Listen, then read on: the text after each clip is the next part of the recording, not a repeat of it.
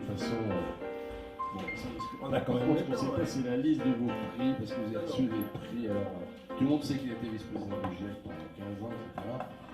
Bon, en fait, je pense que vous ne savez pas qu'il a fait, il a ouvert la scolarité, cette année scolarité au Pont, donc il a été une des personnalités qui ont fait la leçon inaugurale, ce qu'on appelle le cycle de leçon inaugurale à l'école des Ponts au mois de septembre, et je le remercie beaucoup, parce que ça c'était vraiment un succès énorme auprès des élèves, bien entendu. Voilà, donc je me suis dit qu'il fallait en faire profiter également les anciens élèves, c'est pour ça qu'il est là, et gentiment il a accepté, parce qu'il est très sollicité, il voulait faire ça avant Noël, mais c'était pas très pratique. Et puis, écoutez, je ne vais pas en dire plus, hein, parce que vous êtes le climatologue reconnu, vous avez quand même passé toute votre carrière au CEA, je ne sais pas si les gens le savent. Hein. Alors, cette soirée est organisée à la fois par Pont Alumni, qui est donc l'organisation un peu chapeau, et l'UNIPEF, qui est l'organisation des ingénieurs du corps des ponts et des forêts, qui a l'avantage d'avoir une présidente femme, et qui va vous dire quelques mots. Bonsoir à tous. Tout d'abord, merci. On est vraiment très heureux et on est très honorés de vous accueillir à la Maison des Ponts. Alors c'est vrai que, bon, effectivement, on ne vous présente plus et puis je pense que votre contribution ce soir vaudra plus que les présentations qu'on pourrait faire. Nous, on est d'autant plus heureux de vous accueillir ce soir que vos activités ont un lien très étroit avec les activités de la communauté des ingénieurs des ponts, des eaux et des forêts. Parce que dans nos fonctions en tant qu'IPEF, on est aussi confronté à la multiplication des catastrophes naturelles dans les espaces urbanisés, aux crises à répétition dans le domaine agricole ou à l'érosion de la biodiversité. Et tous ces enjeux liés au changement climatique sont au cœur de nos métiers et au cœur des valeurs qui fondent le corps des ingénieurs des ponts, des eaux et des forêts. En fait, on est tous confrontés à ce défi collectif qui montre aussi la nécessité de pouvoirs publics volontaristes accompagnés par des ingénieurs aux compétences techniques fortes, et c'est aussi ce que nous revendiquons à l'UNIPEF, pour prendre les décisions nous permettant enfin de faire face aux défis de demain. Nous, on plaide fortement et à toute occasion pour cette évolution, en fait, pour cette révolution de l'action publique, parce que pour nous, il semble vraiment urgent de définir et de promouvoir de réelles stratégies d'adaptation au changement climatique dans les territoires, de changer fondamentalement nos systèmes de pensée et d'action. On l'a exprimé à plusieurs reprises, que ce soit dans le cadre du grand débat national ou lors des assises de l'eau, en apportant des contributions en tant qu'association à ces débats publics. Et donc, vraiment, c'est encore plus un plaisir de vous recevoir ce soir. Merci. Merci à tous les deux. Bonsoir à tous et à toutes. Bon, ça me fait plaisir d'être là. Voilà, donc pour vous parler du climat. Voilà, donc pour rebondir sur ce qu'a dit Olivier Dupont, donc effectivement, je suis rentré au CEA en 1968. Voilà, j'ai toujours ma première paye. C'était octobre 68. Et j'y suis toujours. Voilà, je suis enfin directeur de recherche américaine, donc je dois être dans ma 52e année. Voilà. Donc, j'ai commencé par une thèse sur la formation de la grêle. Et, disons, je me suis rapidement intéressé à la neige et aux glaces grâce à la... Ça va, oui. Grâce à la proximité, en fait, ce qui m'intéressait, ce que j'utilisais, c'est la composition isotopique de la glace, hein, en isotope lourd, deutérium, oxygène 18. La propriété, c'est que eh bien, si vous prenez une précipitation là ce soir, ce qu'on fait, hein, si vous mesurez la combustion de la vapeur d'eau en isotope, vous la mesurez ce soir, vous revenez demain, elle n'aura pas la même valeur. Hein, ça c'est clair. Donc ce rapport en fait hydrogène lourd sur hydrogène léger dépend de l'histoire de la masse d'air. Et pour faire simple, il y a un lien entre disons, la teneur en isotopique des précipitations et la température de formation. Donc moi, c'est ce que j'ai utilisé pour la grêle. En fait, dans le cas de la grêle, eh bien, la température varie de façon verticale. Ça permet d'analyser l'isotope pour permettre de reconstituer les trajectoires. Et puis, dans le même laboratoire, il y avait Claude Lorius qui apportait des échantillons de neige de l'Antarctique. Il avait commencé à l'époque. Et voilà, la même méthode permet effectivement de reconstituer les températures en Antarctique. Donc, voilà, j'ai beaucoup collaboré avec Claude Lorius. Je suis devenu glaciologue, donc voilà, j'ai un peu abandonné la grêle au bout d'une dizaine d'années. mais je me suis toujours intéressé aux isotopes et donc au climat passé, hein, puisque l'idée c'est que bien, les glaces polaires, si on va à un endroit donné, plus on creuse, plus on remonte dans le temps, et si on analyse la composition isotopique de la glace, ça permet de reconstituer le climat, mais il y a beaucoup mieux, c'est-à-dire qu'on peut extraire les bulles d'air de cette glace et ça permet aussi de reconstituer les variations de composition de l'atmosphère. Il y a aussi beaucoup d'autres choses. Donc voilà ce qui m'a intéressé. Je pense que ce qui m'a intéressé, c'est intéressant de reconstituer les climats passés, mais pour moi, ma motivation, ça a toujours été d'essayer de comprendre, d'essayer de mettre en avant ce en quoi les climats passés, ce qu'ils nous apprennent, enfin, ce qui est dans les climats passés pertinent vis-à-vis de l'évolution future du climat. Premier exemple, donc j'ai eu la chance en 1987 de participer à cette découverte du lien entre effet de serre et climat dans le passé, hein, sur 150 000 ans. Alors ça, on a étendu ça sur 800 000 ans depuis, mais c'était vraiment les premières. Donc voilà, un autre exemple, c'est la découverte des variations climatiques rapides, ça c'est dans les années 90, donc c'est plus les glaces du Groenland. Voilà, tout ce qui concerne l'élévation du niveau de la mer, par exemple, est extrêmement intéressant. Par exemple, une question qui est très essentielle à laquelle on doit réfléchir. Il y a 125 000 ans, la précédente période chaude, elle n'était en gros que 2 degrés plus chaude qu'aujourd'hui, et le niveau de la mer était entre 6 et 10 mètres plus élevé. Bien sûr, ça a pris du temps, mais ça montre que les niveaux de la mer est très sensible par rapport à des variations climatiques relativement mineures. C'est un point très important. Et puis, par exemple, la reconstitution des climats plus récents, qui est très important pour justement démontrer que les années que nous vivons, les années les plus récentes, eh bien, ne s'inscrivent pas dans un cycle naturel des variations du climat. Il y a toujours eu des variations climatiques, le climat a toujours varié à toutes les échelles de temps, mais depuis, disons en tout cas de façon quasi certaine depuis les années 50, eh bien, les activités humaines en termes de climat ont pris le pas sur les variations naturelles du climat. C'est ça. Alors, donc, il y a un réchauffement, d'abord c'est une réalité. C'est une réalité dans l'atmosphère. Donc les 5 dernières années ont été les plus chaudes que nous ayons connues depuis 150 ans. Et on montre justement grâce aux études portant sur le dernier millénaire, sur le 2 derniers millénaires, qu'en fait les 30 dernières années ont été les plus chaudes qu'on ait connues depuis au moins 2000 ans. Voilà. Ensuite, ce qui est important, c'est que ce n'est pas une surprise. Hein. Il faut bien voir par nos activités, on a modifié la composition de l'atmosphère. Alors, modifié de beaucoup de façons, mais ce qui nous intéressait ce soir, ce sont les gaz à effet de serre. Donc, ces gaz qui ont la propriété de piéger une partie de rayonnement solaire une fois qu'il a été réfléchi à la surface de la planète. Donc, l'effet de serre, c'est quelque chose de bénéfique. Sans cet effet de serre, nous ne serions pas là. La température de la planète, c'est à moins 20 degrés. Le premier gaz à effet de serre, c'est la vapeur d'eau, mais nous n'en modifions pas directement, hein, enfin par nos activités, la quantité de vapeur d'eau dans l'atmosphère. De façon indirecte, nous le faisons, puisque la surface de l'océan s'est réchauffée, il y a d'ores et déjà plus de vapeur d'eau dans l'atmosphère qu'il y a par exemple une cinquantaine d'années. Donc en fait, ça amplifie le réchauffement climatique. Mais ce sur quoi nous avons joué par nos activités, directement cette fois, eh bien, sont des composés comme le gaz carbonique, dioxyde de carbone, le méthane, le protoxyde d'azote, les composés fluorés aussi, dont certains n'existaient pas d'ailleurs avant que nous ne les inventions, nos chimistes ne les inventent.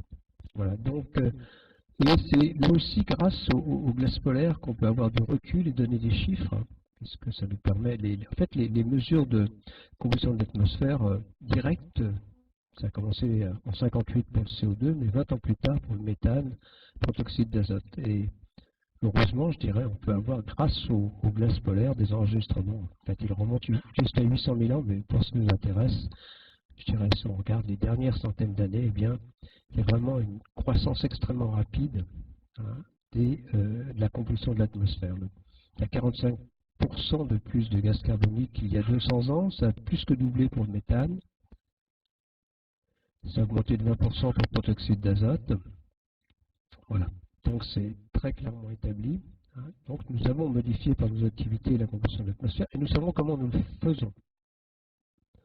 En gros, si on prend 2019, eh bien, on a émis 37 milliards de tonnes de gaz carbonique, c'est à chaque fois à travers les combustibles fossiles, en utilisant pétrole, gaz et charbon.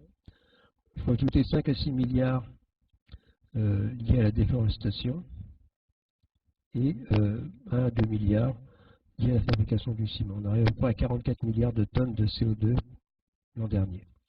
Et grosso modo, il faut ajouter une dizaine de milliards d'équivalents CO2 cette fois. Il faut bien sûr tenir compte des propriétés différentes du point de vue optique, hein, du protoxyde d'azote, du méthane par rapport au CO2. Eh bien, disons, on ajoute 10 milliards d'équivalents CO2 liés au méthane, au protoxyde d'azote et à d'autres gaz à effet de serre. Donc on arrive à peu près à 54 milliards d'équivalents CO2, hein, dont 80% de CO2. Et dont plus de 70% liés directement au combustible fossile. Alors oui, bien sûr, ensuite, donc, qu'est-ce que ça fait cette augmentation? De façon très claire, ça augmente le chauffage. En fait, l'énergie, on piège plus d'énergie dans l'atmosphère au départ, ça augmente le chauffage. En fait, on a augmenté, donc, en moyenne annuelle, notre planète reçoit 240 watts par mètre carré, en moyenne annuelle et en moyenne géographique. Et en fait, on a à peu près 3 watts par mètre carré de plus grâce ou à cause de l'augmentation de l'effet de serre, un peu plus de 1%. En fait, si on tient compte du fait que la pollution, nos activités ont un autre effet, c'est-à-dire dans la pollution, contrecarre une partie, donc ça a plutôt tendance à refroidir, hein, la pollution au sens trivial du terme, hein, automobile, urbaine, industrielle. Donc ça a plutôt tendance à refroidir et ça contrecarre à peu près pour 20% sur l'augmentation du forçage radiatif lié à l'augmentation de l'effet de serre. Grosso modo, on a augmenté le chauffage de 1%. Et c'est vraiment ce 1% d'augmentation de chauffage qui est à l'origine du réchauffement. Il n'y a pas de surprise, hein. Quand on augmente le chauffage, eh bien, disons, c'est normal, logique, même si c'est compliqué à l'intérieur, que la température augmente. Donc, il y a un point qui est important, c'est que de cette chaleur supplémentaire, en fait, il n'y a que 1% utilisé par l'atmosphère. Donc, l'essentiel de cette chaleur va dans l'océan. 93% vont dans l'océan. Hein. Et donc, voilà, c'est quand même dans l'océan qu'il faut aller voir ce qui se passe. Et il se passe des choses, et le constat est aussi très clair. En fait, l'élévation du niveau de la mer de plus de 3 mm chaque année, un peu plus, 1 mm lié à la dilatation de l'océan. L'océan se réchauffe, il se dilate, un peu moins vite que les continents, mais il se réchauffe bien sûr. Il se dilate, ça contribue pour 1 mm et l'essentiel du reste à la fonte des glaces. Alors les glaciers continentaux, surtout l'Himalaya, bien sûr les Andes, alors les Alpes ça contribue un tout petit peu évidemment. Voilà, les grands glaciers continentaux contribuent à l'élévation du niveau de la mer, mais depuis une vingtaine d'années, le Groenland et l'Antarctique contribuent également à l'élévation. En fait, disons sur les 2 mm restants, c'est à peu près un tiers. Groenland, Antarctique, glaciers continentaux. Voilà. Et donc, on a, à travers cette élévation du niveau de la mer, un double témoignage du réchauffement climatique, le réchauffement de l'océan et la fonte des glaces. C'est ce qui nous amène à dire que le réchauffement est sans équivoque. Hein, pour nous, c'est une certitude. Donc, je prends la phrase même du 5e rapport du GIEC. Alors, il y a quand même quelque chose qui est important, c'est effectivement, il ne suffit pas de dire que le chauffage augmente et que la température augmente pour être en mesure d'établir une relation de cause à effet. Donc ça c'est très important. Ça nous a pris du temps, hein, c'est clair. Donc dans le premier rapport, on disait qu'on ne savait pas s'il y avait un lien entre le réchauffement qui commençait et les activités humaines. Puis peut-être dans le second rapport en 95, probablement. Et très probablement, ça va plus de 95 chances sur 100 dans le dernier rapport. Et nous sommes allés beaucoup plus loin puisque ce dernier rapport fait la part sur le réchauffement des 70 dernières années entre ce qui est lié aux activités humaines et ce qui pourrait être d'origine naturelle. Ce qui est lié aux activités humaines, en gros, on peut expliquer l'ensemble du réchauffement par les activités humaines. Donc, à peu près depuis disons cette période, depuis 70 ans, on a pris un peu moins de 1 degré à l'échelle planétaire, 0,8 degrés. Donc, et les causes naturelles de variation du climat sur cette échelle de temps ne peuvent expliquer, ou mieux, qu'un dixième de degré. Donc c'est clair que les activités humaines ont pris le pas sur les causes naturelles de variation du climat, de façon très claire, et voilà, nous sommes extrêmement clairs sur ce point. Là également, puisque donc, on dit à plus de 95% sur 100, les activités humaines sont à l'origine du réchauffement récent. Et on donne ces chiffres. Alors il y a un point qui est important aussi, parce que si on regarde en arrière, eh bien, quand on regarde les projections qui ont été faites, alors le premier rapport du GIEC c'est 90, et puis en fait dans les rapports suivants, eh bien on est vraiment sur les trajectoires qui étaient anticipées il y a 30 ans.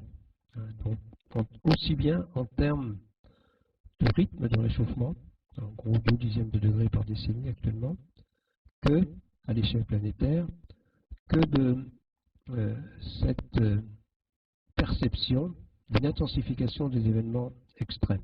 Ça, c'était déjà prévu à la fin des années 90. Voilà. Donc, alors évidemment, autant je suis attaché disons, à l'étude des climats passés, à leur utilité, autant il faut être très clair. La seule façon d'appréhender l'évolution future du climat, c'est d'utiliser des modèles. Tout simplement parce que nous n'avons pas dans le passé d'analogue au climat vers lequel nous allons. Alors, on a effectivement des climats qui ont été 2 degrés plus chauds, des fois 10 degrés, enfin même beaucoup plus, 3 degrés plus chauds, 4 degrés plus chauds, mais c'est jamais pour la même raison. C'est pas à cause de l'augmentation de l'effet de serre, c'est à cause de, bon, disons, si souvent, enfin, il y a par exemple 50 millions d'années, c'est clair que le climat était beaucoup plus chaud, largement à cause du fait qu'il y avait 10%, enfin 10 fois plus entre 5 et 10 fois plus de gaz carbonique dans l'atmosphère. Donc, mais c'est clair que c'était quand même jamais pour les vraies mêmes raisons. Donc, il faut utiliser les modèles, et je crois que, disons, cette utilisation, évidemment, finalement, disons, le fait que les modélisateurs aient correctement envisagé l'évolution des 30 dernières années, nous invite d'une certaine façon à prendre au sérieux ce que ces modélisateurs nous annoncent pour 2050 et au-delà. C'est une invitation très claire. Alors, qu'est-ce qu'il prévoit, justement? Donc, le bon sens nous dit que plus on va émettre de gaz à effet de serre, plus le climat va se réchauffer. C'est vrai, mais je dirais presque pas complètement. En gros, le climat des 20-30 prochaines années, surtout des 20 prochaines années, il est joué. Parce qu'il ne dépend pas des quantités de CO2 qu'on va mettre dans l'atmosphère au cours des 10-20 prochaines années. Il dépend avant tout des gaz à effet de serre qui sont déjà dans l'atmosphère. Donc c'est très clair. Donc les 20-30 prochaines années sont jouées, disons, en France, on est sur un rythme de 3 dixièmes de degré par un peu plus rapide. Donc, bon, par exemple, en France, on a connu entre 1,5 degré, voire plus dans certaines régions depuis les années 60, depuis ma jeunesse. Voilà, donc, et ça, disons, j'ai participé à un exercice sur le climat de la France en 2050, donc, bon, ça dépend des régions, mais enfin disons, ça va dépendre des saisons, des régions, mais grosso modo, on peut s'attendre à 1 degré supplémentaire d'ici 2050. Voilà. Alors c'est après que ça change, évidemment. Le climat de la seconde partie du siècle et au-delà dépend très largement de ce que nous allons faire autour des 10-20 prochaines années. Très largement. Et bien sûr par la suite. Alors on va se mettre dans l'hypothèse où on ne fait rien. C'est un peu quand même l'hypothèse, c'est quand même ce qu'on fait actuellement. Il faut voir que les émissions ont augmenté de plus de 65% en 1990, entre 1990 et aujourd'hui. C'est énorme. Donc, voilà, c'est ce qu'on a fait. Donc, dans ce cas-là, eh bien, on va vers des réchauffements de 4-5 degrés à la fin du siècle, et ça se poursuivrait, bien sûr. et des conséquences dans tous les domaines. Donc des conséquences, par exemple l'acidification de l'océan, alors ça n'a rien à voir avec l'effet de serre, hein, mais en fait, les 44 milliards de tonnes de CO2 qu'on a émis l'an dernier, 10-12 milliards peut-être enfin, de cet endroit-là qui vont aller dans l'océan, ou qui sont allés dans l'océan. Alors c'est bien, il y a aussi à peu près la même quantité qui est absorbée par la végétation. Grosso modo, du CO2 qu'on émet, il y a à peu près 45% à rester dans l'atmosphère. Bon, ça dépend d'une année sur l'autre. Hein, voilà. Et c'est bien pour nous parce que, disons, ce qu'on appelle ces pluies, disons, finalement, font que l'augmentation de l'effet de serre est moins rapide que si nous n'avions pas d'absorption dans l'océan ou, disons, d'absorption par la végétation. Mais ça tout dépend de l'océan, c'est très clair. C'est un acide faible, l'océan s'acidifie. Il est déjà 30% plus acide qu'il n'était au début du siècle dernier. Et dans le cas d'un scénario émetteur, eh bien, son acidité aurait doublé à la fin du siècle. Donc, par rapport au début du XXe siècle. Alors, c'est pas la fin du monde, mais le résultat il est clair. C'est-à-dire tout ce qui se forme de calcaire, de calcite, hein, disons que c'est pas la fin du monde. Les jeunes d'aujourd'hui pourront toujours aller se baigner. Ça, je veux dire. Hein. C'est vraiment un acide très faible. Mais tout ce qui se forme de calcite, de calcaire, a plus de mal à se former.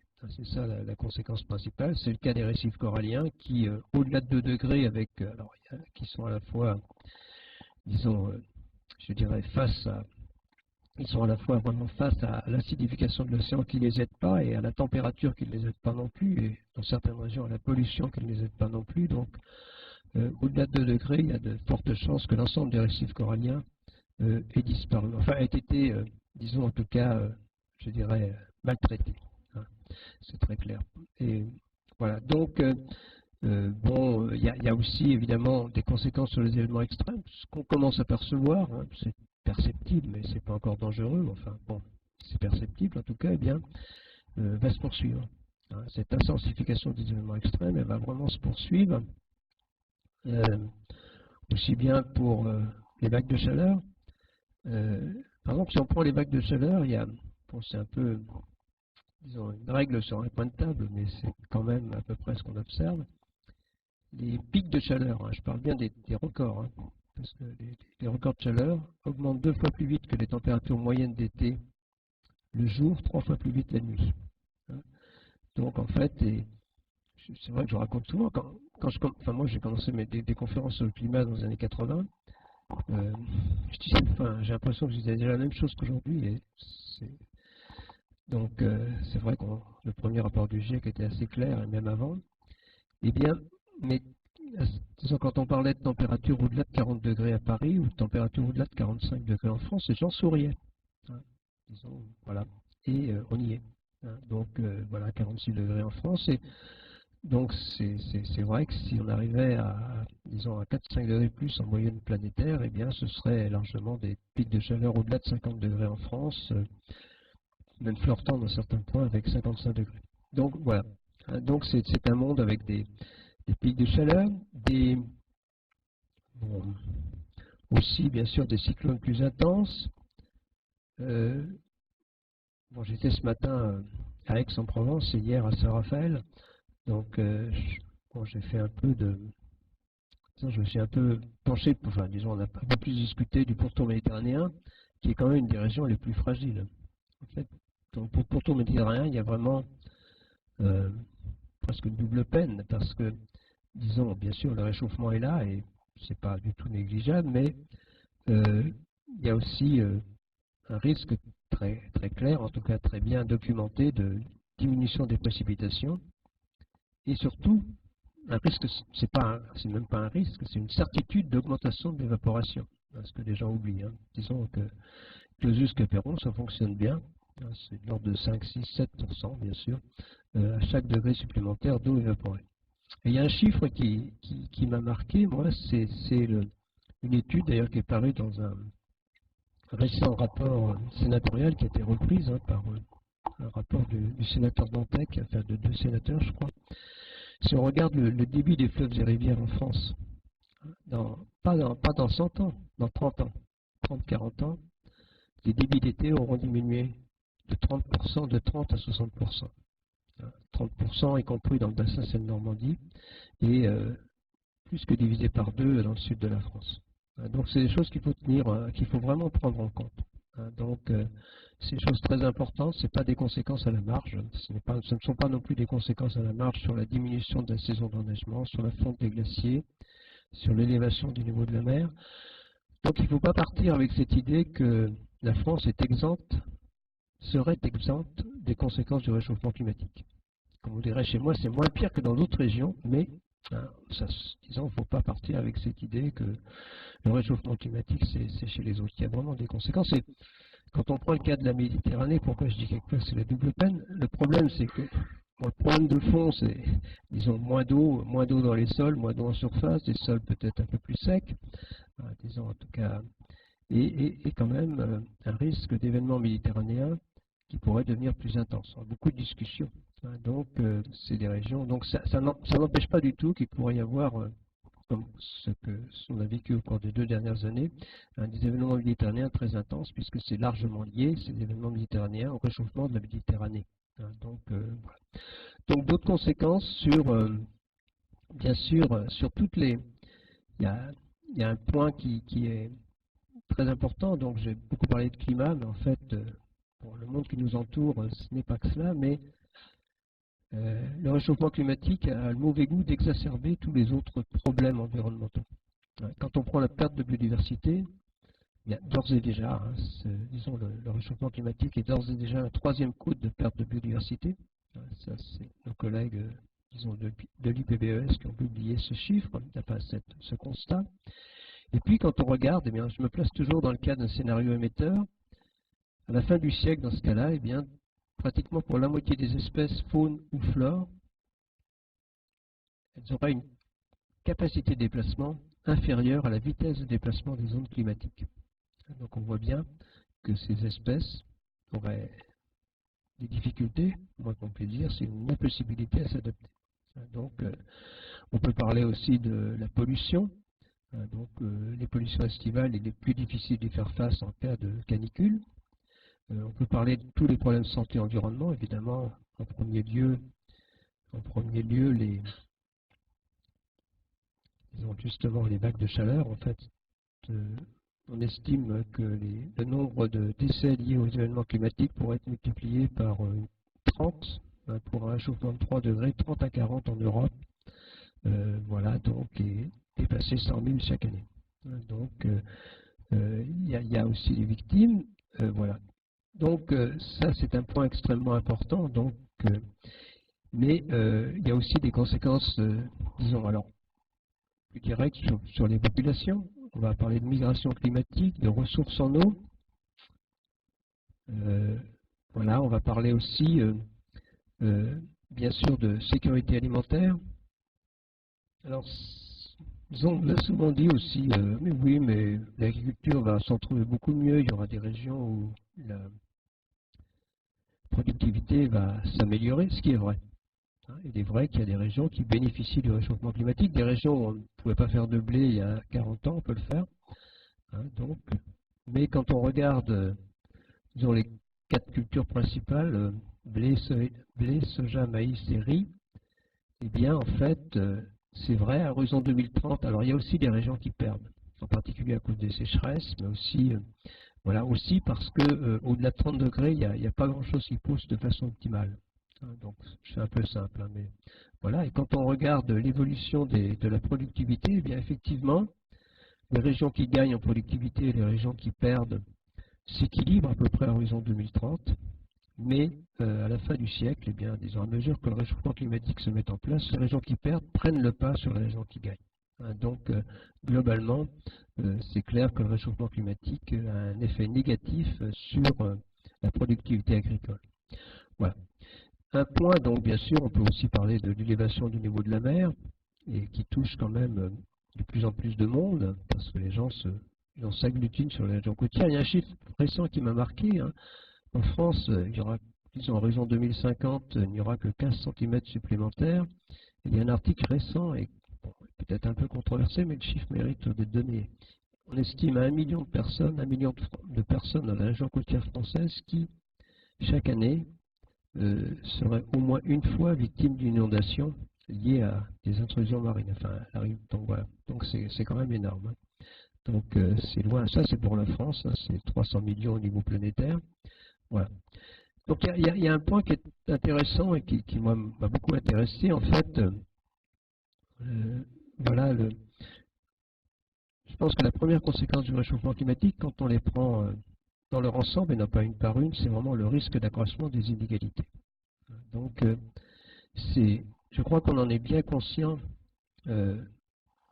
quand on regarde entre pays pauvres et pays en voie de développement et pays riches. D'ailleurs, ces pays en voie de développement qui ont peu contribué, certains sont en voie de développement parce que justement déjà le climat n'a pas favorisé leur développement, c'est très clair. Donc on comprend bien, et un climat encore plus dur ne favorisera pas. Ce dont on est moins conscient, c'est que ces inégalités valent aussi pour des pays comme le nôtre. Donc je suis au Conseil économique, social et environnemental, j'ai participé à un avis sur ce qu'on appelle la justice climatique, donc ce risque d'accroissement des inégalités liées au réchauffement climatique. Et par exemple, y compris dans un pays comme la France, ce sont les populations les plus fragiles, les revenus les plus modestes qui sont généralement les plus vulnérables. Bon, si on regarde les inondations à répétition dans certaines vallées du sud de la France, c'est clair que l'immobilier ne vaut plus rien, et c'est là où les gens, les revenus modestes, se retrouvent. Hein, c'est quand même très... Voilà, donc bon, ces personnes-là sont généralement moins bien assurées. Hein, donc voilà. Mais il y a aussi un autre aspect qui ne vous a pas échappé, c'est que les inégalités peuvent naître de mesures proposées ou envisagées ou prises pour lutter contre le réchauffement climatique. Ça, c'est évidemment le cas de l'augmentation de la taxe carbone. Je suis fortement favorable à la fiscalité environnementale. Hein, c'est évidemment le cas de la taxe carbone, puisque en fait, en termes relatifs, alors en France, comme dans tous les pays, ce sont les revenus les plus élevés qui émettent le plus de gaz à effet de serre. Hein, il n'y a pas photo. Mais quand on regarde, non pas de façon absolue, hein, disons en gros, ça veut dire que l'augmentation de la taxe carbone aurait affecté plus en valeur absolue les hauts revenus, hein, qui consomment plus, mais de façon relative par rapport aux revenus, bien justement, les chiffres sont là et on comprend la révolte des Gilets jaunes.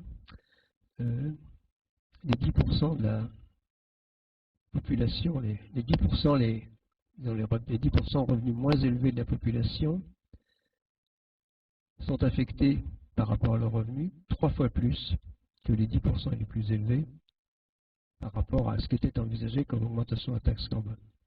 Donc c'est pas rien, et voilà, donc on comprend bien ce mécanisme et donc la nécessité bien sûr d'avoir des outils fiscaux mais qui soient justes. Alors donc je vais arrêter sur cette partie-là parce que donc en gros on a quand même, bon, j'espère vous avoir convaincu que ne rien faire ce n'est pas la solution. Hein, disons, ce monde à 3, 4, 5 degrés, il faut tout faire pour l'éviter.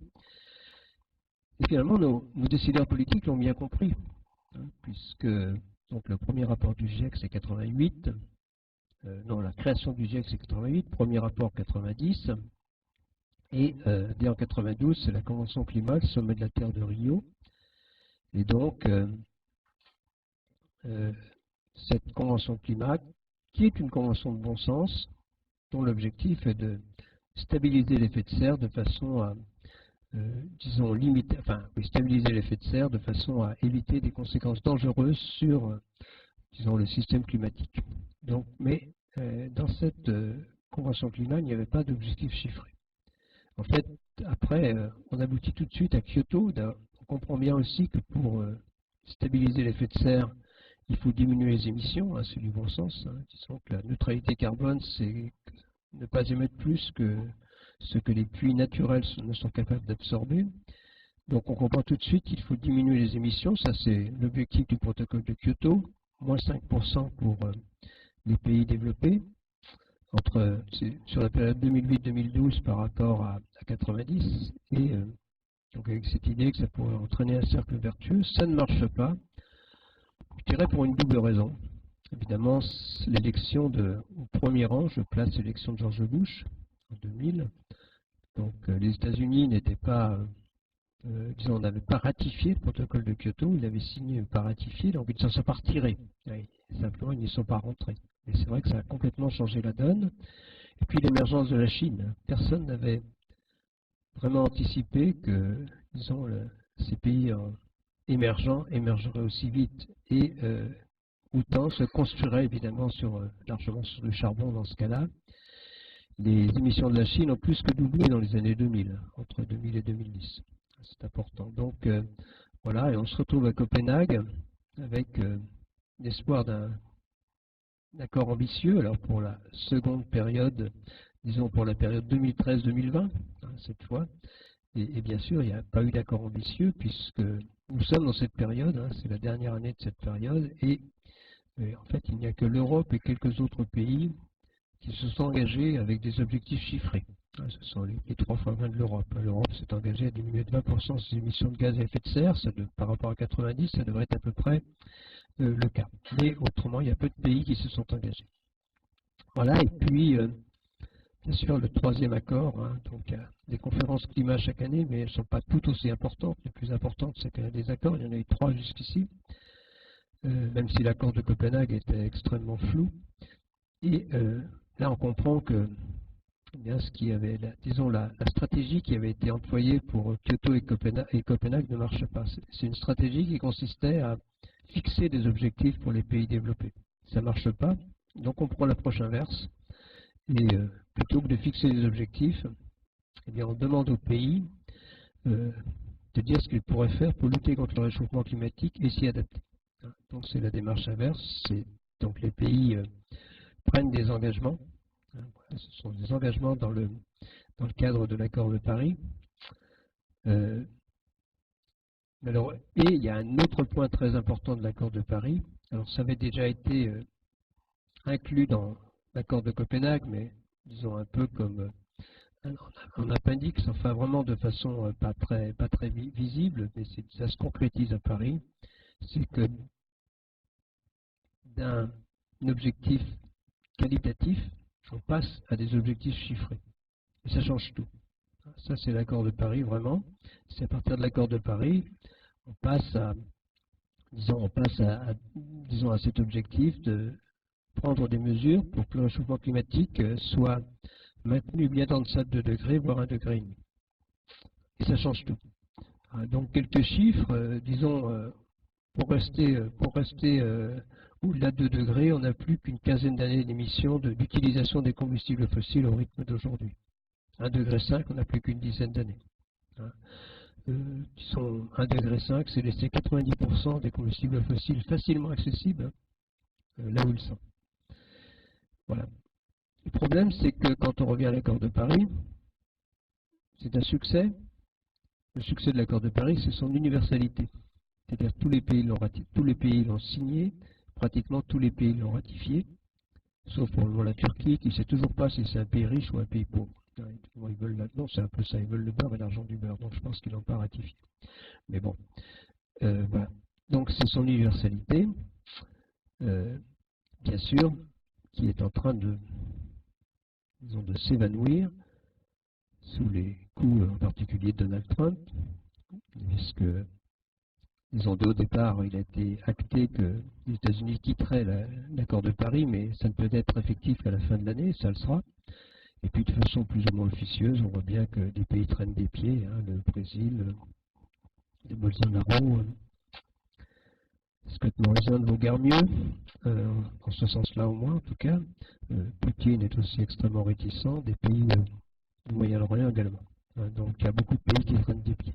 Donc voilà, donc cette universalité qui était le succès de l'accord de Paris est en train de vraiment de s'évanouir.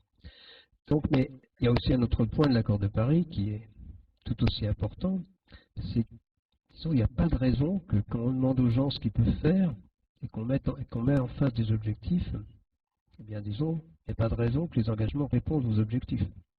Et c'est le cas, c'est très clair. Donc les engagements qui ont été pris, disons, par l'accord de Paris, dans le cadre de l'accord de Paris, même s'ils étaient respecté, ce qui n'est pas encore sûr. Alors l'accord de Paris va commencer, la période de l'accord de Paris commence le 1er janvier 2021. Il y a la conférence de Glasgow en fin d'année, donc on n'est pas encore, on est toujours dans la deuxième phase, dans la phase de Copenhague, je dirais. Donc là, je vais revenir sur quelques chiffres.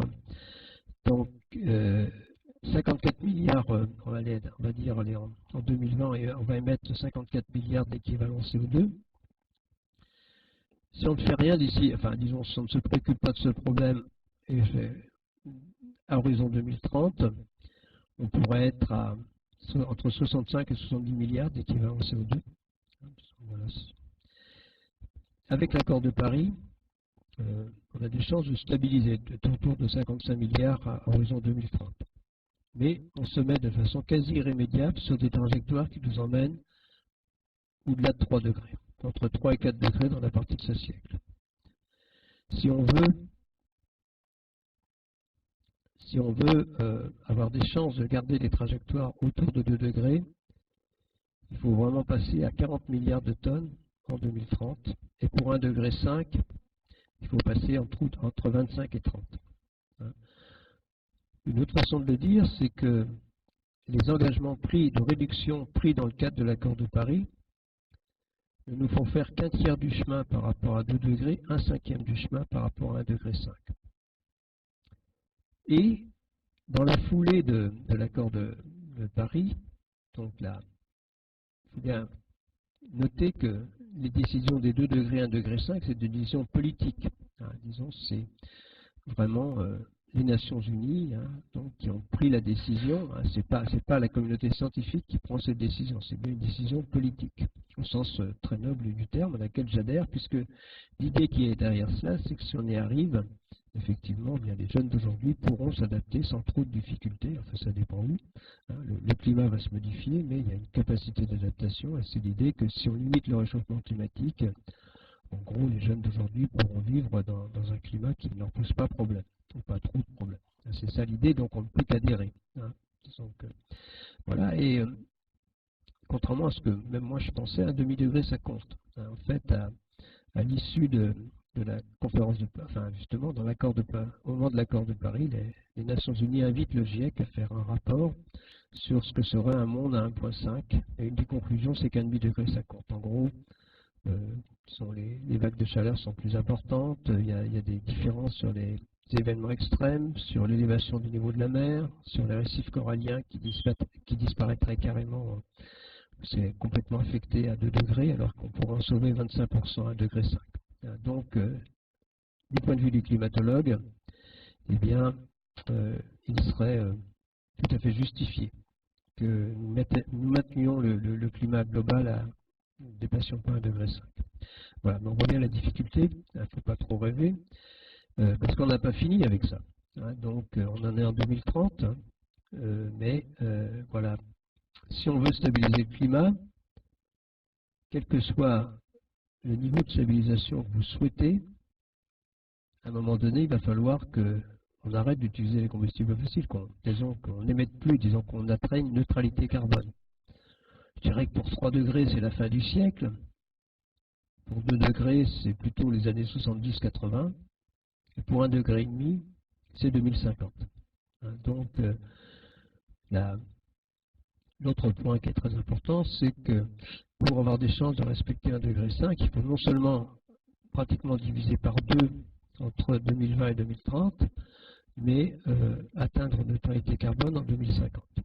Et bien sûr, continuer après. C'est pas... Voilà. Alors, ça c'est, je crois, assez important. Alors, voilà comment on peut... alors, cette neutralité carbone, elle est effectivement inscrite. Alors, où en sommes-nous actuellement?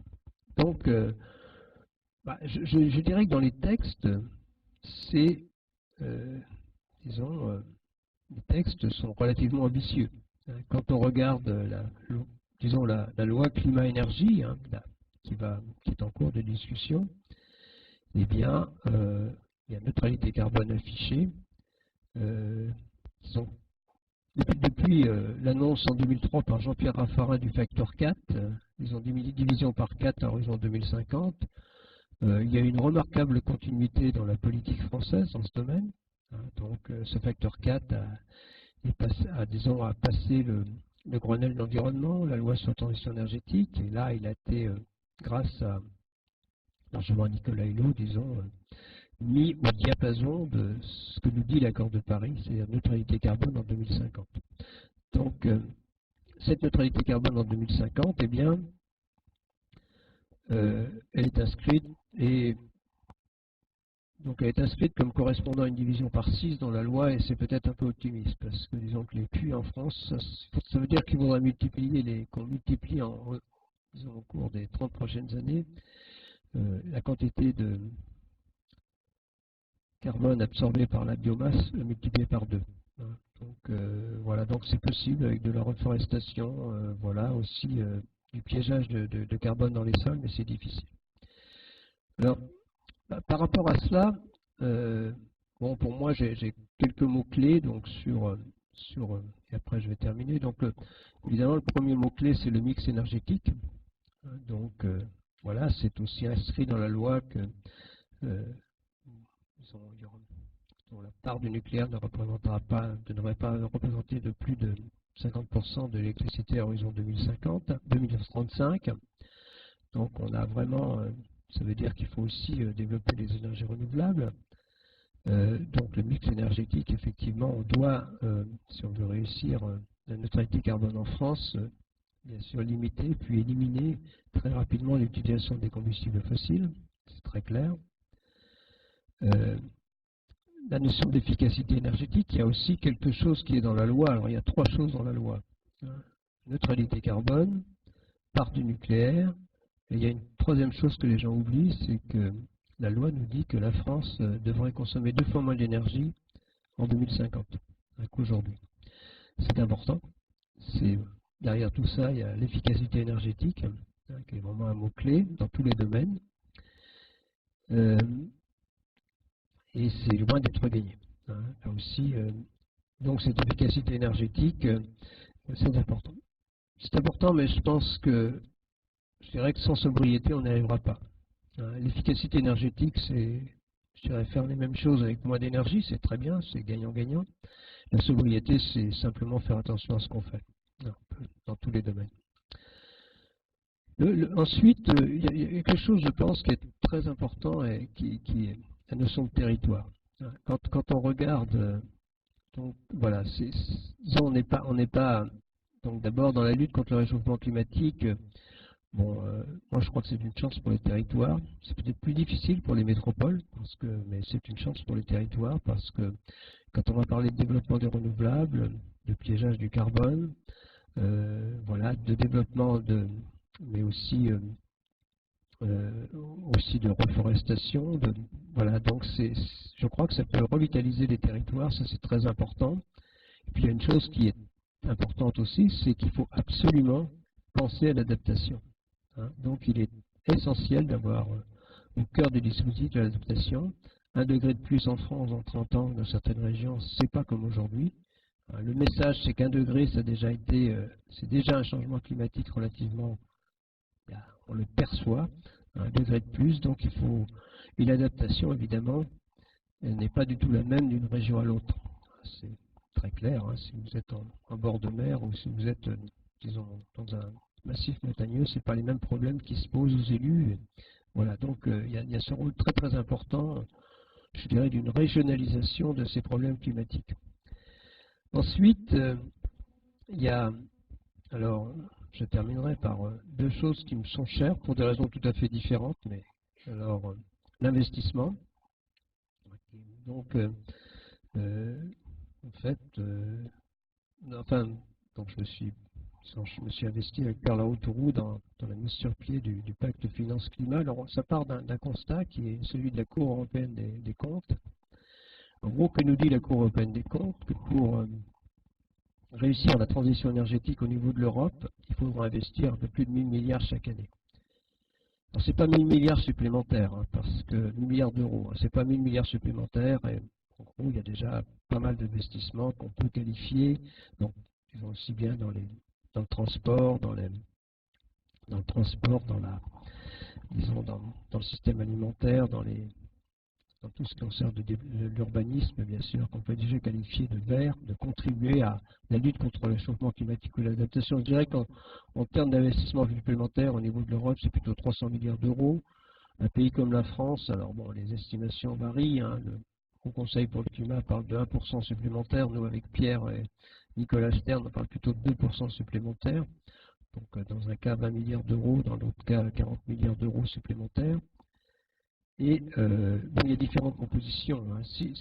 Donc, il y a différentes propositions qui sont que, bien sûr, la nôtre, c'est de créer une banque européenne pour le climat, la création qui risque de se faire, mais pas à la hauteur de ce qu'on avait souhaité. Un fonds européen pour le climat, ça c'est la proposition du pacte. Hein. Mais il y a aussi d'autres propositions, par exemple celle d'Alain Grandjean, d'autres économistes qui proposent, eux, disons que les investissements dans le domaine, de la lutte contre le réchauffement climatique soient sortis des 3%, hein, du carcan des 3%. Il y a aussi, bon, je sais pas, Jean-Charles Auquette, par exemple, donc qui est très près des ponts, qui lui plaide pour plus de garanties. Hein. Son idée, c'est qu'il suffirait de mettre quelques dizaines de milliards d'euros, disons, de garanties, et disons, par effet de levier, ça entraînerait de la mécanique. Mais en gros, il y a quand même un consensus. Si on en reste au niveau d'investissement où on est, si on ne bouge pas, il ne se passera rien. C'est très clair. Il ne suffit pas de, disons, voilà. Donc, je pense après ce qui est adopté. Bon, bien sûr, il y a le Green Deal européen, mais bon, je sais que Pierre Laroutourou est député actuellement, donc c'est pas à la hauteur, c'est très clair. En termes, il y aura probablement une banque européenne pour le climat. En ce sens-là, on aura peut-être, disons, aidé à quelque chose, mais c'est clair qu'elle n'est pas à la hauteur de ce qui serait nécessaire pour le moment. On verra bien. Voilà, donc au niveau européen, investissement. Il y a deux points importants par rapport à ces investissements que je veux souligner. C'est réussir la transition énergétique qui est synonyme de dynamisme économique. Ce n'est pas le contraire. Ça, je le dis et le redis, c'est synonyme de création d'emplois. 6 millions d'emplois nets créés au niveau de l'Europe si on réussit la transition énergétique d'ici 2050. C'est beaucoup d'inventivité, de créativité, de recherche. Donc on a tout intérêt à s'y engager vite et fort. Ça, c'est très clair. Donc, c'est quand même important. Ne pas rester avec cette idée que c'est vraiment, si on sort du pétrole, du charbon, si on sort du pétrole et du gaz chez nous, c'est fini, il n'y a plus de... Non, il faut aller de l'avant cette transition, on va être obligé de la faire. Et du point de vue économique, ce sont les premiers secteurs, les premiers pays qui la feront, qui gagneront, du point de vue économique. J'en suis vraiment convaincu. Alors il y a un autre point maintenant, à l'autre extrémité du spectre, c'est le rôle important du citoyen, bien sûr. Hein. Donc, le rôle important du citoyen, il est, je redis à chaque fois, enfin, bon, en gros, la façon, disons, se déplacer, se nourrir, se loger. En gros, ça dépend de chacun d'entre nous, mais c'est plus de 50% des émissions. Hein, donc en France, 50-60%, ça peut dépendre. Et donc, c'est quand même des choses sur lesquelles on peut avoir une influence tous les jours. Hein, presque. Voilà, donc il ne faut pas dire qu'on ne peut rien faire. Et c'est quand même ça qui a sous-tendu donc l'initiative qui a été prise par Emmanuel Macron et déclinée par Édouard Philippe, avec une lettre de mission à 150 citoyens tirés au sort. Et cette lettre de mission, eh bien, c'est que ces citoyens, on attend de ces citoyens qui proposent des mesures pour que la France respecte ses objectifs de diminution de gaz à effet de serre, au moins 40%, d'au moins 40% en horizon 2030, ceci dans un esprit de justice sociale. Je suis aussi très attaché à cette... Voilà. Et donc, voilà, donc je suis moi-même membre du comité de gouvernance de cette convention citoyenne, donc c'est extrêmement intéressant, on verra bien ce qu'il en sort. Donc la convention a reçu Emmanuel Macron le week-end dernier, donc il y a encore 3 week-ends, hein, ce sont des réunions de 3 jours à chaque fois. Voilà, donc c'est organisé autour de se loger, se nourrir, se déplacer, bien sûr consommer et puis aussi produire. Travailler donc avec des aspects aussi un peu transversaux. Mais voilà, donc pour le moment il y a des pistes sur les 2 prochaines séances, du prochain week-end, enfin disons, celui de février et de mars, on devra arriver à des propositions dont Emmanuel Macron a clairement dit qu'elles devraient être précises, qu'il souhaitait qu'elles soient précises. Donc on verra bien, voilà, c'en est là, et donc les choses bougent. C'est vraiment important. En France, on a du retard. Je vous donne un seul chiffre qui est celui du Haut Conseil il faut qu'on multiplie par 3. Alors, entre 2020 et 2030, au niveau mondial, il faudrait diminuer de 7% chaque année, entre 2020 et 2030. C'est énorme, nos émissions, pour, disons, atteindre l'objectif. Et au niveau français, il faudra multiplier par 3 l'effort qu'on n'a pas fait entre 2015 et 2020. On a déjà pris du retard, et c'est bien pour ça qu'il y a la Convention climat la Convention citoyenne pour le climat qui s'est mise en place. Donc voilà, mais moi je veux vraiment laisser, disons, je suis vraiment, je pense qu'il faut agir. Il y a aussi des opportunités dans tous les domaines, et disons, c'est vraiment, je dirais, un message pour l'action que j'essaie de donner ce soir, même si je ne suis pas naïf, c'est extrêmement difficile. Voilà, merci beaucoup. Bon, merci.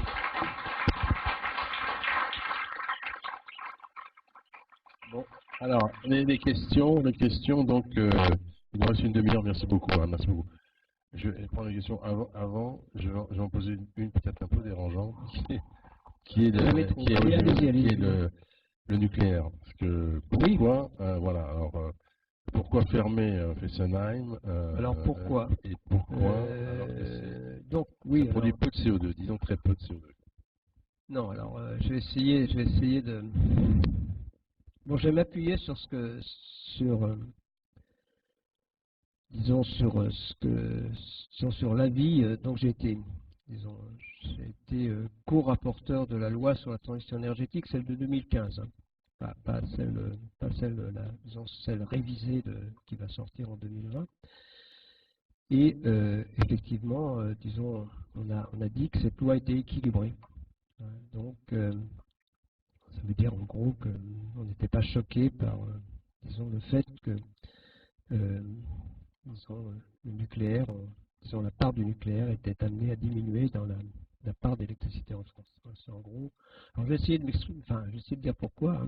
Après 52 ans de CEA, voilà, j'essaie de vous dire pourquoi, parce que ouais. Bon, c'est vrai qu'une de mes fiertés, c'est d'avoir eu j'ai eu le prix des énergies renouvelables, le trophée des énergies renouvelables il y a 12 ans. C'était une de mes grandes fiertés. Voilà. Pourquoi? Bon, il faut quand même avoir des chiffres en tête. Donc, voilà, que je vais essayer de vous donner. Évidemment, en France, 80% de l'électricité, c'est le nucléaire. Au niveau mondial, quand on parle alors, et en France, l'électricité, ça représente, donc en France, ça reste quand même, et de loin, quand on parle d'énergie, on n'a pas simplement d'électricité, c'est entre 60 et 70% qui sont dus aux combustibles fossiles. Donc, quand on parle d'énergie, le nucléaire représente 25% moins. Enfin, ça dépend. Voilà. Donc, il faut pas, c'est pas 80% de l'énergie en France, c'est nucléaire. Il faut abandonner cette idée. Premier point. Au niveau mondial, quand on parle d'énergie, alors électricité, mobilité et chaleur, pardon, oui, ça marche pas. Eh bien, actuellement, c'est 100% en énergie primaire, 2% en énergie finale. Alors, il y a toujours ce décompte qui ne donne pas les deux chiffres. Les scénarios 1,5 degré ou 2 degrés, tous envisagent une augmentation de la part du nucléaire, relativement limitée, mais aucun spécialiste du nucléaire, à ma connaissance, n'envisage pour 2050, on va se placer en 2050, n'envisage d'aller au-delà de 10% de l'énergie primaire. Donc, si on va déjà à 5% d'énergie finale, c'est vraiment qu'il n'y a pas beaucoup, disons que c'est que les pays qui font du nucléaire le développent très rapidement et de façon importante, qu'il n'y a pas de problème géopolitique, mais c'est quand même les chiffres. Du côté du renouvelable, le potentiel du renouvelable à horizon 2050 est plutôt de 50% de l'énergie. Donc il y a quand même, disons, il y a vraiment au moins un facteur 5 entre le potentiel du nucléaire et le potentiel du renouvelable à horizon 2050. Il faut bien avoir ça en tête. Et je pense qu'un pays comme la France ne doit pas se désintéresser du renouvelable. Et je continue à penser que si on n'en fait pas chez nous, hein, aussi bien dans tous les domaines, eh bien, on ne s'y intéresse pas. Donc je pense que c'est pour ça que j'ai dit, enfin bon, j'ai effectivement, j'étais co-rapporteur et on a, disons, effectivement dit que ce rapport était équilibré. J'ai aussi dit récemment, parce qu'on m'interviewe doucement là-dessus, que je ne pense pas qu'on pourra se passer du renouvelable, du nucléaire en France en 2050. Ça, c'est très clair. Donc les scénarios de la... Enfin, bon, parce que bon, on discute de ces choses dont on discute beaucoup, hein, au CESE, on a souvent des avis là-dessus. Disons, bien sûr, le scénario de l'ADEME qui, disons, renouvelable est quand même difficile à envisager. Donc voilà, je pense qu'il y aura du nucléaire en France à horizon 2050. Je regrette, d'une certaine façon, oui, l'abandon de la 4e génération. Je pense qu'il y a eu des erreurs de fait. Il y a aussi un vrai problème actuellement, c'est un problème de coût. Il faut bien se rendre compte, les problèmes disons le coût de l'EPR, donc en côté de l'histoire, c'est quand même relativement cher, et les prochains sont très chers. Ce sont des investissements à mettre sur la table tout de suite, avant de produire l'énergie. Disons, c'est plus au fil de l'eau, je dirais. C'est aussi très cher, hein, pour les investissements dans le renouvelable, c'est aussi très cher. C'est pas le problème, mais c'est plus au fil de l'eau. Disons, voilà, on peut. Voilà, donc il y a ce problème. C'est vrai que si on regarde depuis 15 ans, le coût de l'énergie nucléaire augmente, le coût des autres renouvelables diminue. C'était pratiquement un facteur 5 pour le solaire. L'éolien en mer a aussi beaucoup diminué. Et par exemple, je ne comprends pas qu'en France, disons en Europe, il y a probablement 4000 éoliennes maintenant, ou entre 3 et 4000 en mer, il n'y en a pas encore une qui fonctionne en France. On peut quand même se poser des questions. Voilà, donc non, je ne suis pas du tout anti-nucléaire, je l'ai dit, je l'ai écrit, mais je ne suis pas non plus tout nucléaire, et je le redis. Voilà, et j'ai essayé de donner mes arguments. Merci beaucoup, et je souscris, ça va, on entend, et je souscris à tout ce que vous avez dit, avec seulement une remarque, j'y viendrai tout à l'heure. Ma question est une explication. Il y a à peu près 20 000 ans, donc le niveau de la mer était à peu près 125 mètres plus bas que maintenant, et en gros, entre moins 20 000 et moins 5 000, puisque ça s'est à peu près stabilisé à ce moment-là, c'est monté donc de 125 mètres. Donc en 15 ans, ça fait à peu près 9 mm, en tout cas au moins 3 fois plus vite que maintenant. Comment expliquons ça? Et je fais ma remarque juste sur le nucléaire, parce que c'était ma deuxième question, mais elle a été. C'était pour... du CEA, là, j'espère, parce qu'ils vont tout raconter. Non, mais non. ils le savent au CEA, vous inquiétez pas. Non, le nucléaire, c'est une remarque, simplement. Je regrette quand même que l'on ferme, par exemple, Fessenheim et d'autres prévus après, la liste était dans les journaux aujourd'hui, alors que ça marche et il n'y a pas de, on sait mettre les déchets, etc. Et ça va coûter très très cher, et l'exemple allemand était une vraie catastrophe puisqu'il y a une production de CO2. Mais ma première question... Oui, je ne suis pas forcément pour la fermeture de Fessenheim, mais je suis plus pour l'objectif à moyen terme à 15-20 ans, 2035, je suis d'accord. Il faut qu'on soit assez intelligent pour construire des centrales qui soient fiables, pas chères, et peut-être qu'on a aussi, disons, péché par orgueil, je dirais. Disons, ces grosses machines EPR, c'est peut-être pas forcément ce qu'il fallait faire. Donc, et voilà, on peut discuter de tout ça aussi. J'ai longtemps été au conseil scientifique du CEA et je me suis intéressé à tout cela aussi. Donc, c'est pas que ça m'intéresse pas, mais c'est pas... Voilà. Non, moi, je suis pas forcément pour la fermeture de Fessenheim, c'est pas le problème. Le problème, c'est le moyen et long terme. Ah, oui, j'ai pas répondu à votre question. Parce qu'il y avait d'énormes calottes de glace.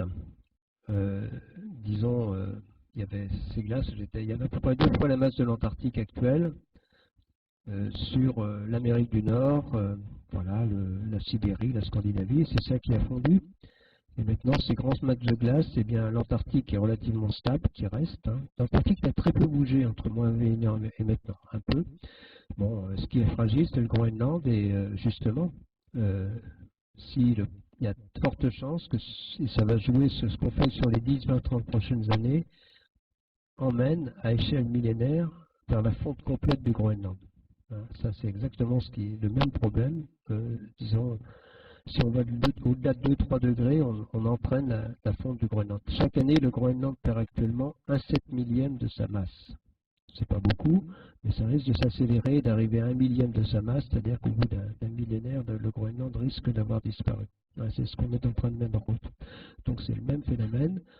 Pour l'Antarctique, il y a aussi une partie qui est fragile, qui est l'Antarctique de l'Ouest, heureusement, 5 mètres d'élévation du niveau de la mer.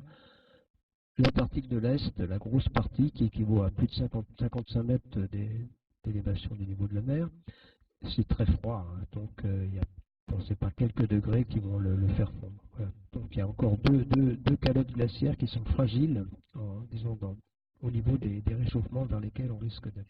Mais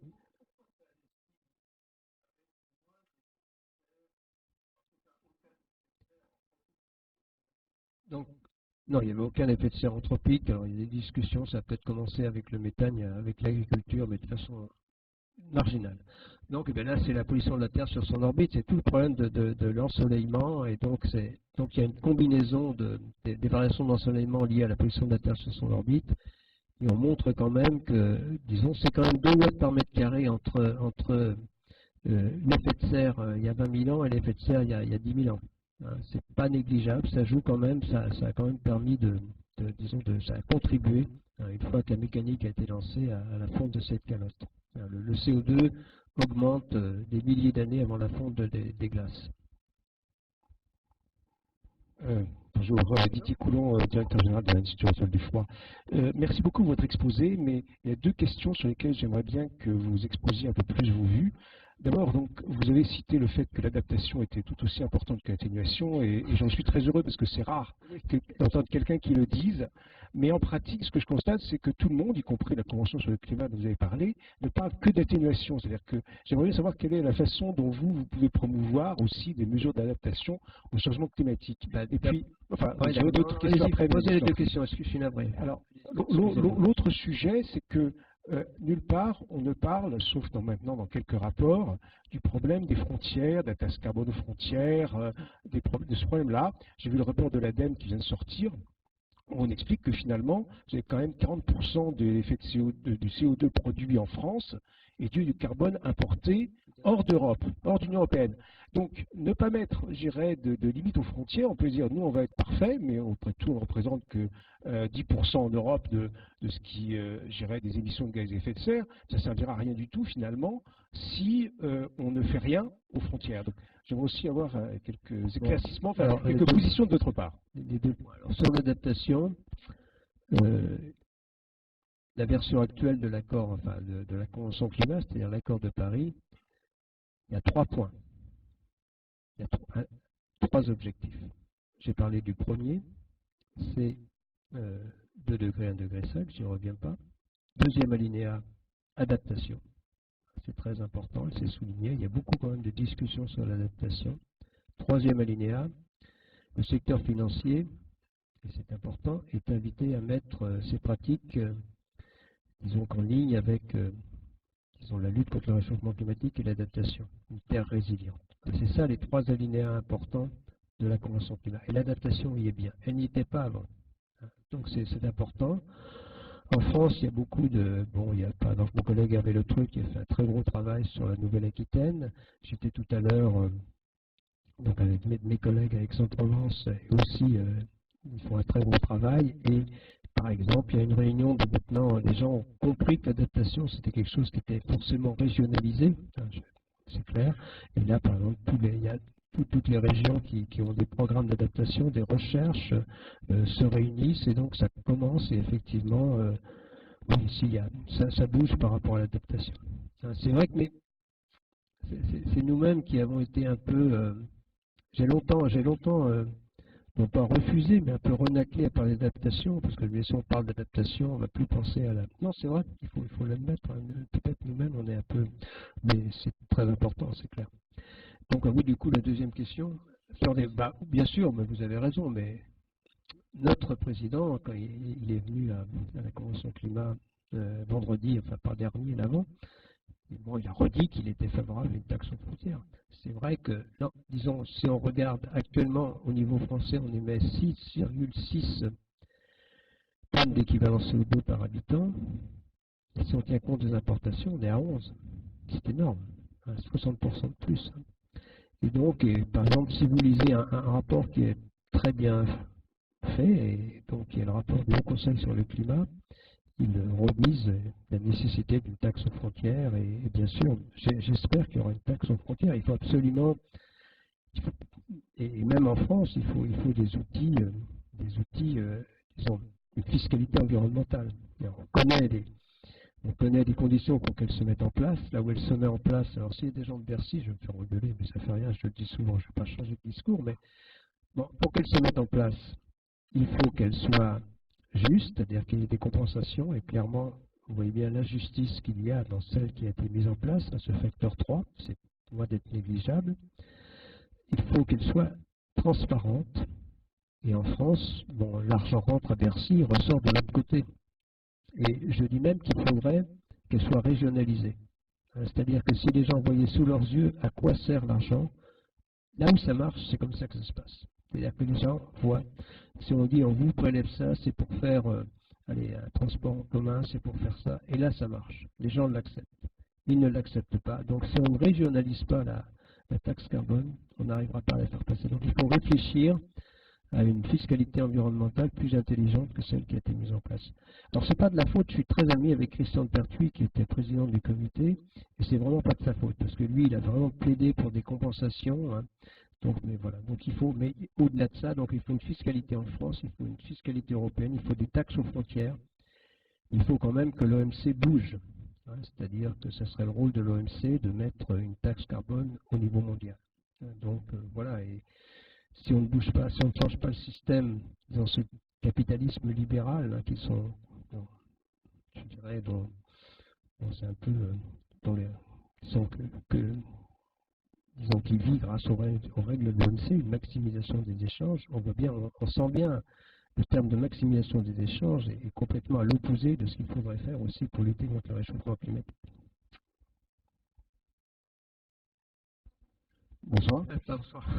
Tout d'abord, merci beaucoup pour votre discours précis et je ne peux qu'espérer la présence ce soir de ceux qui la dernière fois disaient que le GIEC était une vertu non scientifique et était à la solde des gouvernements progressistes. Cela dit, ma question, comment est-ce que vous expliquez qu'il n'y ait pas de communication au niveau alors, soit local, soit national, soit international sur d'une part tout ce qui est le budget carbone et puis les stratégies de réduction de carbone, et puis d'autre part, ce que vous disiez un petit peu en dernière partie, les initiatives possibles par entre guillemets tout un chacun avec les effets que ça pourrait avoir sur les diminutions d'émissions de gaz à effet de serre. Bah, comment j'interprète ça disons, il y a une partie de la population qui n'accorde pas disons, de confiance, enfin, qui n'accorde pas de crédit à l'idée que les activités humaines sont à l'origine du réchauffement climatique. Donc, disons-le, si vous faites ça, eh bien, vous n'avez pas envie d'agir. Et il y a ceux qui en sont conscients, et puis on se rend compte qu'il ne suffit pas d'être conscient de la réalité du réchauffement pour agir. Enfin, il y en a qui le font, mais pas tous, c'est clair. Disons, moi, je n'agis pas suffisamment pour le moment dans ma vie de tous les jours. Hein, je veux dire, je ne me mets pas dans la... Donc voilà, donc il y a quand même... Oui, mais alors pour le point, il y a quand même plein de gens qui font cet effort, hein, il y a plein d'organisations qui le font. Là, j'ai préfacé récemment un livre de Gilles Verret qui est très bien, qui met en avance 10 types d'actions pour faire. Vous allez sur le site du RAC. Évidemment, ce sont généralement les associations, disons, les plus impliquées, souvent des jeunes d'ailleurs, le réseau Action Climat, qui ont toute une panoplie qui présente tout ce qu'ils pourraient contribuer. Et puis, c'est assez intéressant parce que c'est justement ce qui se passe au sein de la Convention Climat. Ça bouillonne. Hein, donc, alors, il y a plein de propositions. Donc, c'est intéressant. Alors, vous pouvez peut-être aller voir sur le site de la Convention Climat, tout ça est accessible. Mais si, quand même, si on... Disons, si on a envie de faire quelque chose, on a quand même bien accès à l'information. Mais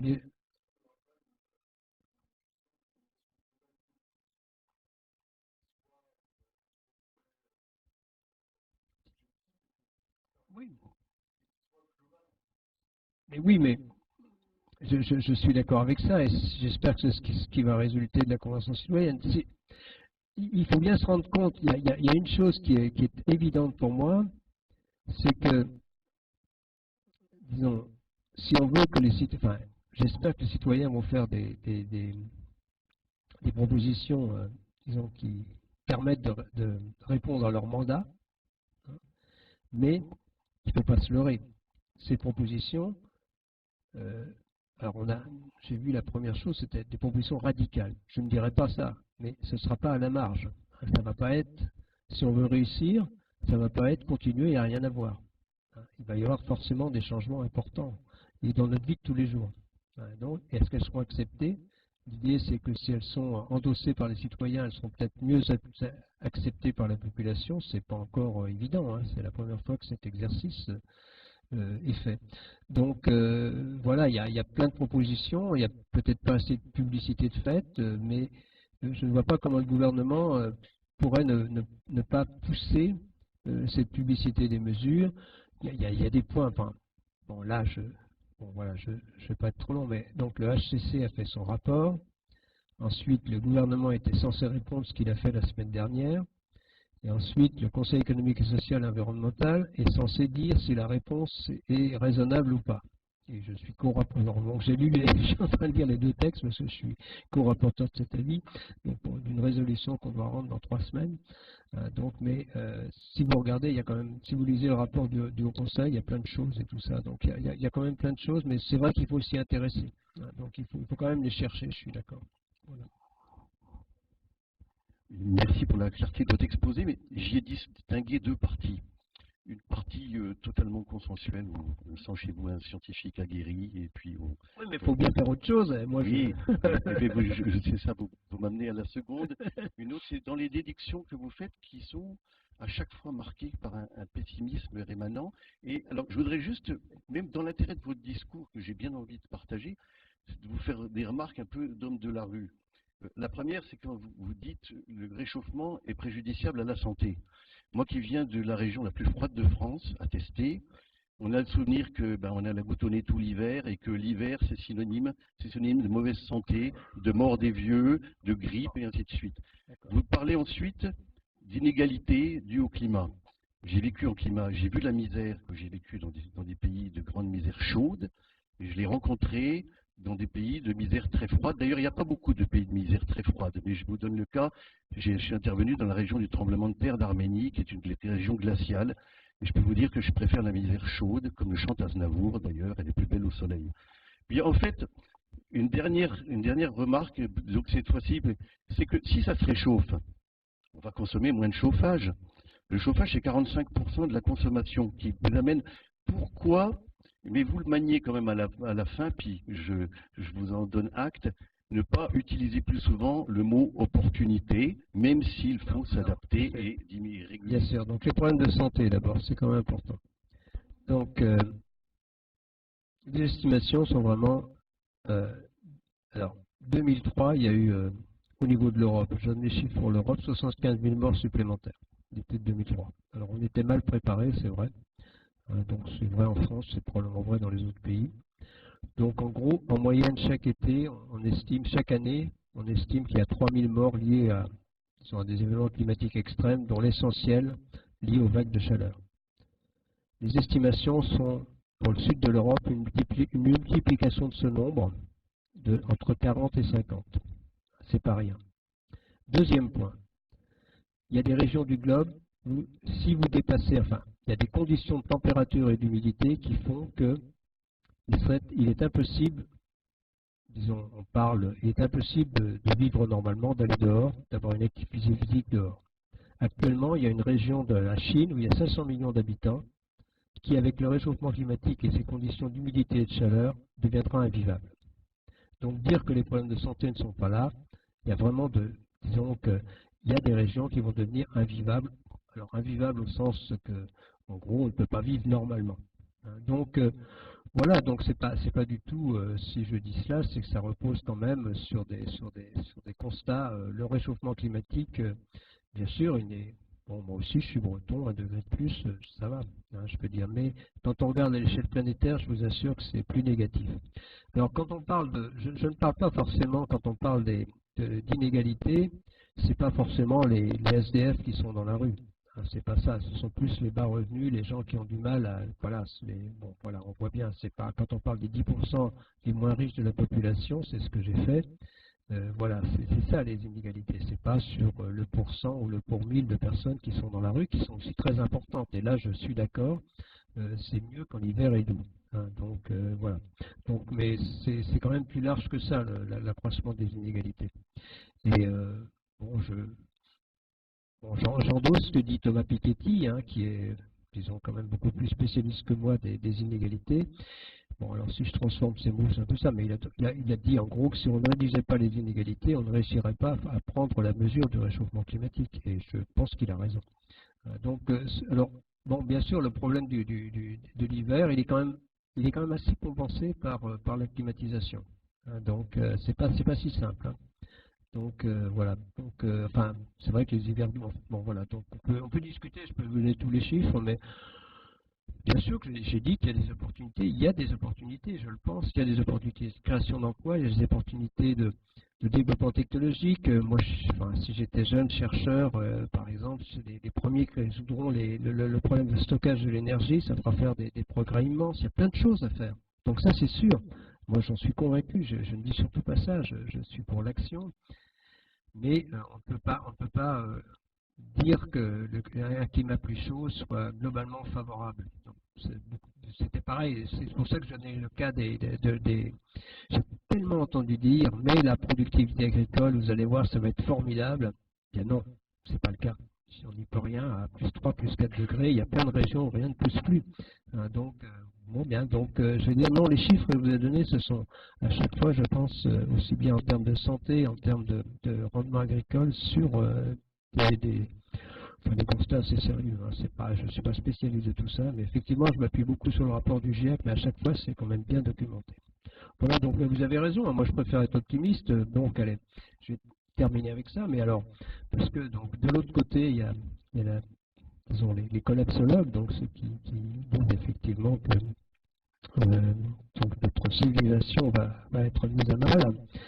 Et voilà, demain c'est assez intéressant, donc, parce que donc en France, une des personnes les plus visibles dans ce domaine, c'est Pablo Servigne. Alors du coup, on a décidé de discuter, et donc demain, voilà, on a une réunion chez moi avec Pablo Servigne et d'autres personnes pour discuter de la théorie de l'effondrement, parce que je pense que c'est important pour nos jeunes. Effectivement, beaucoup des jeunes qu'on voit parlent de la théorie de l'effondrement avant tout, plutôt que de l'action. Et ça, c'est très important.